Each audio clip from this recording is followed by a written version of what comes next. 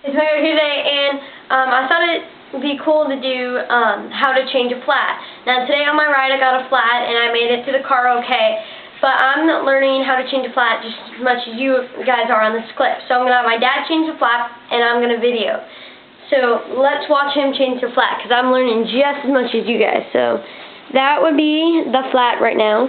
So hello. Hello, how are you, Milliegoat fans? I'm here to teach you guys how to change a flat. In fact, I'm going to try to make this as easy and as painless as possible. So a couple things you're going to need. If you're at home like we are, you're going to need a tube, you're going to need a pump, and you're definitely going to need the bike. A couple things that we're going to do right off the bat is we're going to grab the bike, and whichever the flat is on, you want to make sure, first thing, loosen up the brake by opening it up so that way we can have quick access. And then down here at the gear area, you want to make sure that you're on your lowest gear. So I'm going to put Millie on your lowest gear like that and just spin it up. There we go. She's there. Right after that, I'm just going to flip the bike upside down because it's easier for me to get access to it. And then once I do that, we're going to open it up, spin a little bit here, and just pull out the tire. Once the tire Careful to watch that chain there on that side, right by there. Yeah, when we're out there changing a flat, it's no big deal. So now you got your tire. A cool thing to do, a neat trick, is to pinch all the way around. This will loosen up the tire. As you can see, I've already got it pre-loosened up. So it's nice and supple, so it's not sticking anywhere. I just go around and just pinch the tire real quick. This is a trick our mechanic showed us. And once that's done, go to the opposite end of the wheel, okay? Pull it down, back it up so that way they could see everything. You got everything? Yeah, I got everything. It's going to be real easy. You're going to pinch, pull a little bit towards you, then around, and the tire's going to come off. That easy. You want to do that again? Well, now that I got it off, no. So we're going to discard the old tube and throw that away. A couple things that we're going to do. We're just going to inspect the rim to make sure that there's nothing bad or wrong with it. I usually like to run my thumb or my finger in here, make sure that there aren't any pieces in here. Once I've done that, I'm going to take this tire right here, I'm going to do the same thing.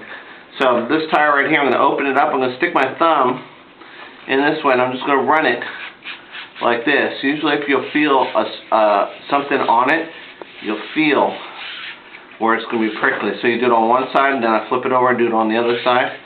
Usually it's good to always start where there's a logo, so that way, you know, when you get to that logo, I've done the whole tire and not just a portion of it. Okay, I'm going to grab our tube here. You want to hold that box up? Yeah, this is a tube by Schwabel. Since we're sponsored by Schwabel, we use these tubes, or 60 millimeter stems, to help us with our Spinergy wheels. It's a very good solid tube. We don't go through too many of them, which is pretty nice. But when we do go get flats. We don't get a lot of flats here, do we? Well, it does happen. Yep. So I usually take off these little nuggets. I call them nuggets. They're the brown. Yeah, the little caps things. Yeah. I open up the tube like this, and I just blow into it. It kind of loosens up the tube, so that way you can get it. So put a little bit of air in it. So I tighten it up so that way the air doesn't escape. Okay.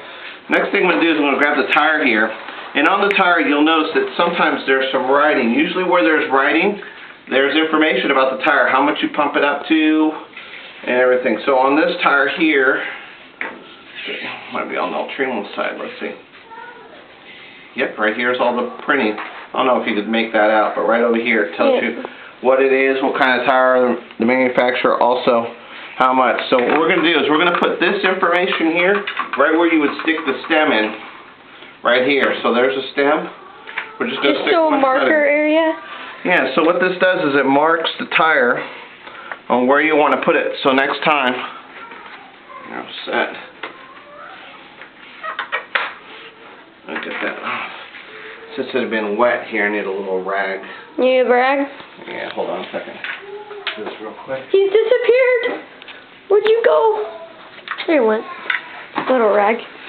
Little rag to dust off. It's always nice to clean the inside of your tires too, just to make sure. So now you got that in there. Grab your tire with a little bit of air in it, right here. Don't put them in the same pile, because that would really be bad. Yeah, exactly. So you want to stick that stem in. Usually what I do is I make sure this is completely in and snug like that before I start loading it up with the tire. So let's load up the tire now with this.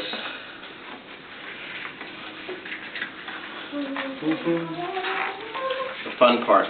Usually if you get good at this, I've seen people have races.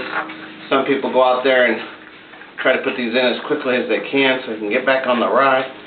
It's easier when you have a mechanic and they can end up changing the tire for you. Thank you, Daddy. Okay, so now you got the tube in. What I usually like to do is seat the tube in inside the rim before I start applying the tire back onto the rim. Once that's done, the first place that I go is right here to the stem, and I'm just going to apply the tire. And then if you just work it nice and easy all the way around, the tire should seamlessly pop right back on, and that's back on right now. Awesome. Okay. So now all really have to do is pump it up, right? Yeah, so what I do is I just make sure that the tire is all straight. These lines right here are cool guides for me, so that way when I'm putting on the new tire, you can see how this side's crooked, it's more on the other side. I just roll it over till it's straight, so that way I make sure that when I put the tire back on, we're good to go. So I'm going to grab my pump here. I'll open this back up. You have about a minute, so you pump fast. Got a minute. Pump fast. Go, go, go, go, go, go, go. So since Millie is riding and performing, I usually like to pump her tire up between 100 and 110 depending on the conditions. So here we are. So what would you do in like rainy weather? I'll put it around 100, sometimes 90 for Millie because she likes it. Then what I do is I do a spot check. I just roll her wheel, make sure there's no lumps, nothing on it, no lumps. She's good to go. And I'll just stick this back on. Remember, we put on the last part of the cassette. We're going to do the exact same thing, and if you do that right, your wheel just falls completely in. I just make sure it's nice and snug. Tighten it down a little bit. 45 seconds. Ta-da, done. Yeah, we're done. Perfect. Good I job. hope you learned something while you were putting on the tire. It's not that hard if you do it. If I could do it in a video, you can do it on the side of the road. You want to read off the websites?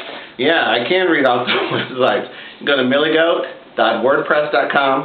Check out all the videos, 90 days straight of videoing. You can go to the U.S. Women's Cycling Development Program. In fact, support women in cycling. I'm supporting my daughter. I'm supporting Michael Engelman. Go to www.teamduke.org. I know you're telling me to hurry up. I know you have like 9 seconds. So, go to teamduke.org, become a Team Duke athlete, and we'll see you. See you later. Bye. Thank you.